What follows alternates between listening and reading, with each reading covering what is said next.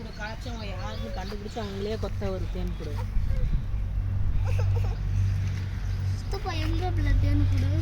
உள்ள இருக்கு சாமி. இதை வெட்டும்போது வெளியே வந்துடா பாப்பா, தேன் வந்து கடிச்சிடும், தேனி கொத்திடும் நம்மள வந்து. வா போலாம்.